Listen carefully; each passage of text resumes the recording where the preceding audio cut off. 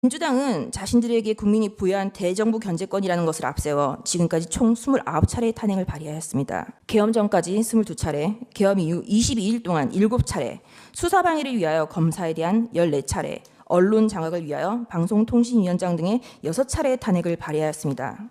지금까지 단 한 차례의 인용은 없었습니다. 이상민 전 행안부 장관은 헌정 사상 최초로 탄핵된 국무위원입니다. 이태원 참사가 일어나자 간첩은 민주노총에 지령을 내렸습니다. 이태원 참사 희생자 추모 시민촛불 집회를 개최하여 윤석열 퇴진 함성이 서울 시내를 흔들게 하라. 박근혜 년의 탄핵을 이끌어낸 2014년에 세월호 참사 진상규명 투쟁과 같은 정세 국면을 조성하라. 북한이 지시를 내린 구호는 국민이 죽어간다. 이게 나라냐. 퇴진이 추모이다. 입니다. 그 구호는 실제 사용되었습니다. 화면에 보시다시피 퇴진이 추모다, 국민들이 죽어간다, 이게 나라냐 라는 구호가 사용되었습니다. 이 구호를 사용한 단체는 촛불행동입니다. 촛불행동 상임대표 김민웅은 민주당 김민석의 친형입니다. 이것이 저희가 확인한 민주노총 간첩 판결문의 마지막 지령입니다.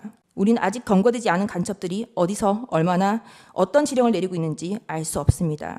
이상민 장관에 대한 탄핵소추는 만장일치로 기각되었습니다. 직무정지 기간은 167일입니다. 29차례 탄핵 중 14건은 검사에 대한 것입니다. 제1차 검사 탄핵입니다. 헌정사상 첫 번째 검사에 대한 탄핵입니다.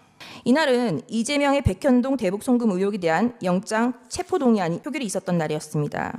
이날 민주당은 국무총리 한덕수에 대한 해임 건의안 그리고 검사 안동안에 대한 탄핵소추를 맞불로 상정하여 가결시켰습니다. 검사 안동안에 대한 탄핵은 기각되었고 직무정지 된 기간은 251일입니다. 제2차 검사 탄핵 검사 이몽석, 검사 손준성, 검사 이정섭, 검사 이희동, 그리고 제1차 방송통신위원장 이동관에 대한 탄핵을 23년 11월 9일 발의하였고 철회하였습니다. 이 중 검사 이정섭은 이재명에 대한 쌍방울 대북 송금 사건, 법화 유용 사건을 수사한 검사입니다. 2023년 12월 28일 제3차 검사 탄핵, 검사 손준성, 검사 이정섭에 대하여 그리고 이동관 방송통신위원장에 대하여 탄핵소추를 다시 발의하였습니다. 그리고 방송통신위원장 이동관에 대한 탄핵소추는 철회하였습니다. 그 철회 사유는 방송통신위원장에 대한 탄핵 사유를 검찰청법 위반으로 탄핵소추한다고 하여 황급히 철회한 것입니다. 이 탄핵소추안은 고민정 등 168인 등의 발의로 제출되었습니다. 민주당의 탄핵소추권은 이와 같이 사용되었습니다. 최소한 탄핵소추안을 쓰는 성의조차 없었던 것입니다. 그리고 그 다음 날 2023년 11월 29일 방송통신위원장 이동관에 대하여 세 번째 탄핵소추를 발의하였습니다.